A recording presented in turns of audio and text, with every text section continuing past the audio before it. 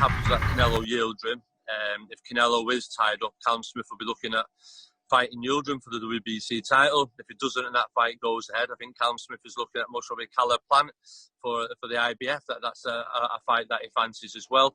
Reason being, because it's in America, there's a money for him in that fight in America. There's profile in it, and it's a unification fight. And light heavyweights isn't not to be ruled out neither as well, but there is fights there. And there you have the plan of action for what is the WBA and Ring Magazine's super middleweight champions' immediate future. Callum Smith is looking at either Avni Yildirim or a unification match with YildirimPlant. Now, I will say that the Yildirim fight seems like a likelier possibility, it being that Avni Yildirim was tied to Canelo Alvarez as what could be his very next opponent. But we know what's going on with Canelo Alvarez right now. We know that DAZN won't approve Avni Yildirim as an opponent for Canelo, and we know that Canelo is all tied up in litigation, or at least amending it. That basically Canelo Alvarez is out of the running for that Avni Yildirim fight, in spite of the fight having been ordered by the WBC themselves. Now, this recent set of comments from Tesco Joe accent a scenario that I disclosed to you guys here on the channel in a previous video, that Callum Smith isn't just the Ring Magazine and WBA super middleweight champion. He also holds a trinket title, a trinket WBC title, that could be used as a segue to challenge for the full version of the belt. And how if I'm Eddie Haney, I'm Tesco Joe, I'm Callum Smith. I see what's going on with Canelo Alvarez. I see that guy's all tied up, and I see that Avni Yildirim is due a title shot, but I'm the WBC's Diamond Champion. I use this as an opportunity to add another belt to my collection, thereby strengthening my hold over the super middleweight division, establishing dominance, because as it stands, there isn't a dominant force at 168 pounds. Not yet. Up until recently, the world titles were split 4 ways between 4 separate champions. Now, one of those titles has become vacant, and that is a golden opportunity for Callum Smith to assert himself as the best in show. So I think that even though on the surface of it, the Avni Yildirim fight might seem like a formality, all things considered, it's a good avenue of opportunity for Callum Smith, who is in dire need to make some noise, make some waves. We heard the name of YildirimPlant mentioned, and you can make certain inferences as to why that is. Up until recently, YildirimPlant was very interested in unifying titles with what is, in many ways, his stablemate, David Benavidez, the then WBC champion. Problem is, he's not the champion anymore, so there's no real incentive for Caleb now to square off against that guy. The fight's all fucked up. And that's David's fault. He blew the weight, so it is what it is. If YildirimPlant wants to have a unification match, Callum Smith appears to be open to it. I find it quite curious, though, that Tesco Joe and Callum seem to have this interest in YildirimPlant more so than in Billy Joe Saunders, who is right there on the same side of the street as Callum, fighting on the same platform, under the same promotional banner, and we don't really see this expressed enthusiasm to unify with Billy that we see to unify with Caleb. I mean, I get the cover story that Caleb is an American champion and they are in pursuit of more exposure, thus unseating an American champion would give them that. Relatively speaking, of course, because YildirimPlant isn't exactly a household name here in the States. Better still, that is the cover story for pursuing him, or at least pursuing him more than they are in pursuit of Billy Joe Saunders. And I've always found this quite curious, that when it comes to Billy, he just doesn't seem like that much of a priority to these guys. And I'm all for unifications, whether it's by way of Billy Joe Saunders, the WBO champion, or YildirimPlant, the IBF champion. They're interchangeable as far as I'm concerned. But I'd be lying if I told you that I believed the Callum Smith people want the Saunders fight as much as they want the Plant fight, or at least as much as they mention it. When they mention YildirimPlant, it seems to be something they have in store for their immediate future, whereas when they talk about Billy, it always seems a couple of fights down the line, not right away, not in the near future, even though the Saunders fight would be a relatively easier fight to make than the YildirimPlant fight. In truth, it's neither here nor there, because I view Avni Yildirim as the likelier candidate of these three candidates for Callum Smith's very next fight. I could see a situation being negotiated between the Callum Smith people and the Avni Yildirim people and the WBC because Canelo's all tied up right now. And somebody's got to fight for that belt. It just so happens that Avni has a title shot via the WBC, and it just so happens that Callum is the WBC's Diamond Super Middleweight Champion. So it makes sense. It can be done, and for what it's worth, I think it will. It seems, at least from where I'm sitting, entirely possible that the next time we see Callum, it will be in the ring against Avni. Moving on. More comments from out of the heavyweight division by way of Tyson Fury, who had this to say. He says, "Yeah, I believe Usyk beats Joshua if they fight, but I bet they don't. Why fight Usyk and get paid like 10% of what he can make against me? Forget the belt. Vacate. We're not in boxing to fight unknown guys. We're in boxing for the biggest fights." And those are hollow words coming from Tyson Fury. I mean, they really are. This is the guy who, after fighting Wilder, decided to fight a no-name in Tom Schwartz, followed by yet another no-name in Otto Wallin, at a time when he was ordered to fight a more notoriable fighter and a more highly ranked, highly touted fighter in Dillian Whyte. It was Tyson Fury who decided to fight a no-name so that he can stand on a pedestal, stand on the pulpit, and try to preach to Anthony Joshua about why he shouldn't be fighting no-names. Hey, let me tell you something. Usyk has more of a name than either Tom Schwartz or Otto Wallin. I think it's safe to say that. Moreover, Alexander Usyk isn't a hand-picked opponent like those two guys were. Those two guys were two guys that were hand-picked for Tyson Fury, whereas Usyk is a mandatory challenger who went through the necessary channels.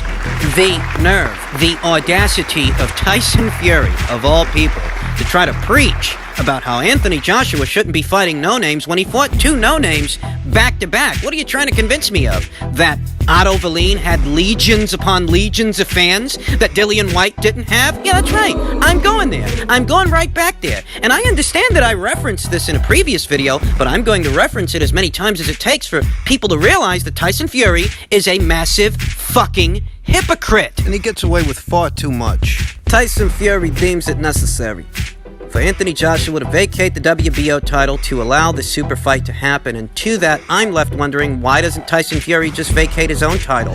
Why doesn't he just bail out on his responsibilities the way he's expecting Anthony Joshua to do so? Why not? For telling Anthony Joshua about how he should vacate the WBO title and skip out on his mandatory challenger, why doesn't he just skip out on Wilder? We've already seen you fight that same fucking guy 2 times. Why doesn't he take his own advice? Tyson Fury seemed quite ready to vacate his WBC title when Dillian Whyte was hot on his trail, when Dillian Whyte was still his mandatory challenger, though he seems to have put those feelings aside as of late, now that the situation has changed. But if you were so ready to vacate your green belt when Dillian Whyte was hot on your trail, why don't you vacate it now to let the super fight happen, since you expect Anthony Joshua to vacate one of his? What, you don't want to vacate it anymore? All that talk of Tyson Fury dropping the title has since dissipated.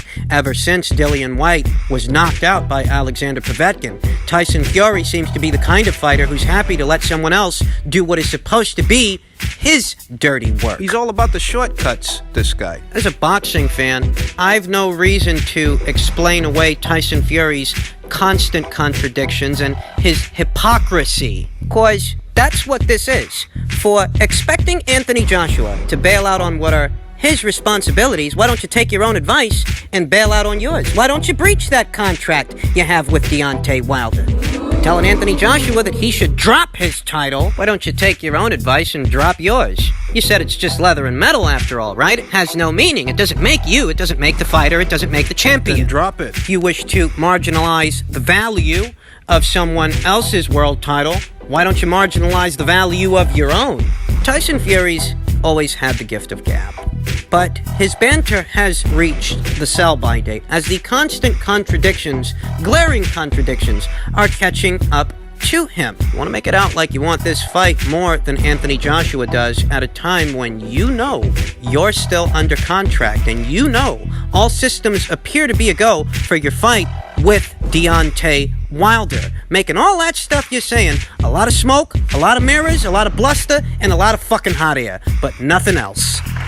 And finally, Devin Haney versus Yildirim Gamboa, deal in place, says manager.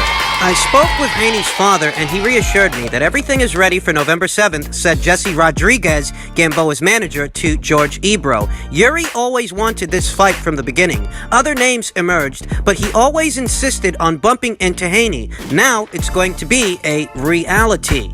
For several weeks, Haney's promoter, Eddie Hearn of Matchroom, played with the idea of having his boxer face featherweight champion Gary Russell Jr., but fans showed their opposition to the weight difference. But very few felt Haney versus Russell would ever come off. Gamboa was always viewed as the more realistic option. Yuri is very excited about this fight now that he's healthy and rejuvenated, added Rodriguez, who also guides the careers of other Cubans like Joannis Argalagos. We are waiting for the contract to be sent to us, but the main issues are resolved. Now let me tell you something. The story here isn't that Haney versus Gamboa was made. The real story here is that Haney versus Russell Jr., in spite of all the hubbub, in spite of all the bluster, in spite of all the public statements and open negotiations happening in full view of the boxing community, in spite of that entire production, the real story here is that Gary Russell Jr. versus Devin Haney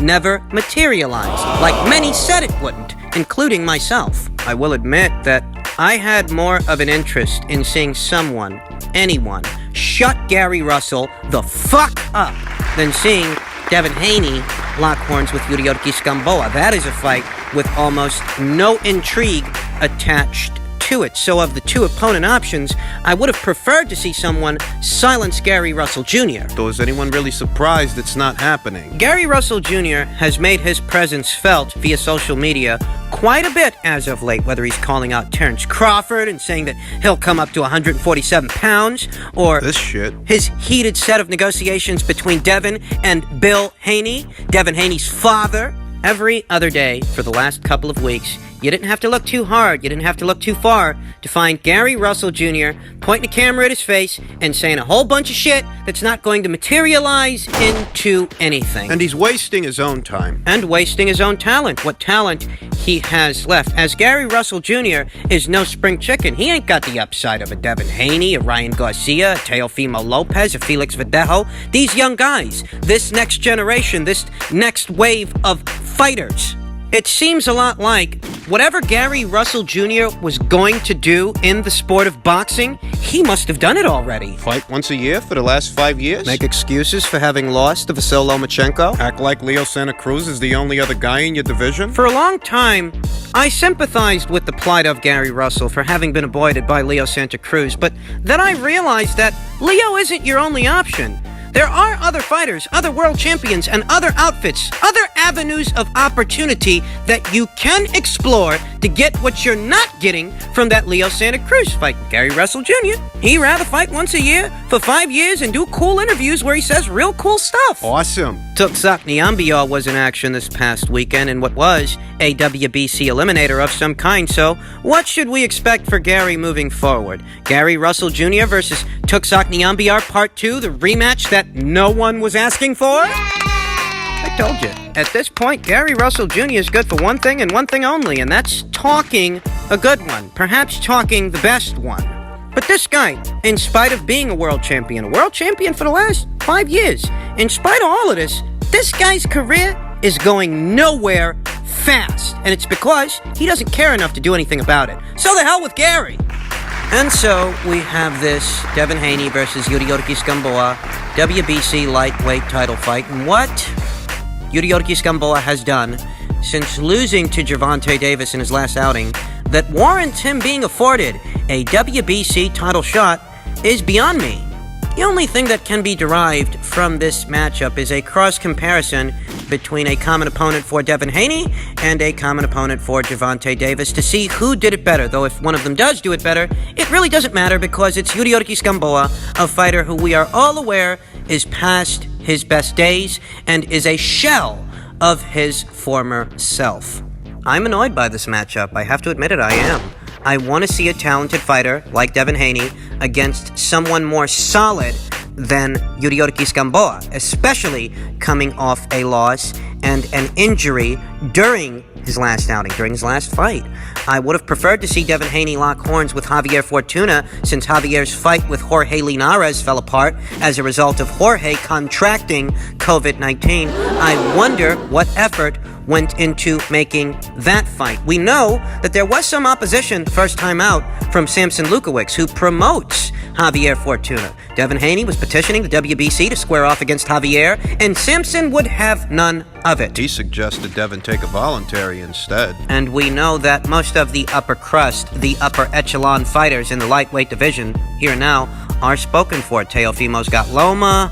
Ryan's supposed to have Luke Campbell. So who does that leave for Devin? I have seen somewhat of a push for a Richard Comey fight, former IBF lightweight champion Richard Comey, but Richard hasn't had a fight since he was violently knocked out by Teofimo Lopez. And I'll ask you the same question now that I asked before.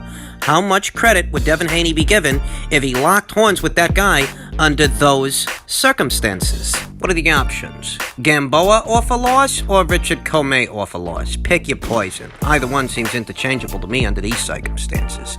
The bottom line here is I'm not critical of Devin Haney because I see what's going on, but at the same time, I'm not excited either. That's the most I have to say about that.